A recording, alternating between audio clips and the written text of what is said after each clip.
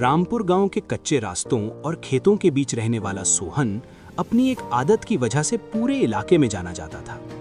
वो दिल से बुरा इंसान नहीं था, न ही किसी का नुकसान चाहता था, लेकिन उसकी सबसे बड़ी कमजोरी थी काम को टाल देना। जब भी उसे कोई जरूरी काम याद दिलाया जाता, वो हल्की सी मुस्कान के साथ कह देता, अरे भाई अभी तो बहुत वक्त है, कल आराम से कर लेंगे। सोहन के लिए कल कोई तारीख नहीं थी, बल्कि एक ऐसी ढाल थी जिसके पीछे वो अपनी जिम्मेदारियों से छिप जाता था।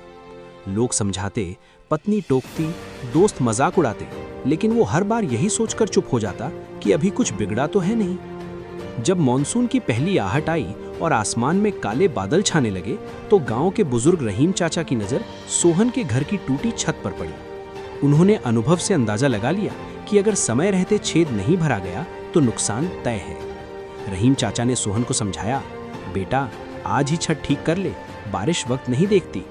सोहन ने ऊपर आसमान की तरफ देखा, अंगड़ाई ली और बोला, अभी तो बस बादल हैं चाचा, बरसात में वक्त है, कल सुबह सबसे पहले यही काम करूंगा। उसके लिए छत का छेद अभी की नींद और आराम के सामने बहुत छोटा था। अगली सुबह जब हल्की धूप निकली तो सोहन ने फिर मन बदल लिया। उसने सोचा, इतनी अच्छी धूप में छत पर मेहनत करने से अच्छा है चौपाल पर बैठना। दिन भर ताश की बाजी चली, हंसी मजाक हुआ। शाम को पत्नी ने नमी भरी हवा महसूस की और छत की याद दिलाई। सोहन थोड़ा चिढ़कर बोला, आज कुछ नहीं होगा, कल पक्का कर दूंगा। और एक बार फिर कल जीत गया। उसी रात कुदरत ने सोहन को उसकी आदत का आईना दिखा दिया। आधी रात को बिजली कड़की और तेज बारिश शुरू हो गई। छत के उसी छेद से पानी की धार सीधे सोहन के चेहरे पर गिरी। हड़बड़ाकर उठते ही उसने देखा, अनाज की बोरियां भीग चुकी थीं, बिस्तर गीले थे, घर का हर कोना कीचड़ और पानी से भर चुका था। पूरी रात वो और उसकी पत्नी बाल्टियों से पानी निकालते रहे। बाहर बारिश गिर रही थी और अंदर पछतावा। सुबह जब बारिश थमी तो सोहन का चेहरा थकान से ज्यादा शर्म से झुका हुआ था। इस बार उसने धूप निकलने या बदन दर्द कम होने का इंतजार नहीं किया। गीले कपड़ों में ही वो छत पर चढ़ गया। रहीम चाचा ने उसे कीचड़ में सने हाथों से छत ठीक करते देखा और पूछा, आज कल का इंतजार नहीं किया? सोहन भी रुककर बस इतना कहा, अब समझ आ गया चाचा, कल सिर्फ एक बहाना है।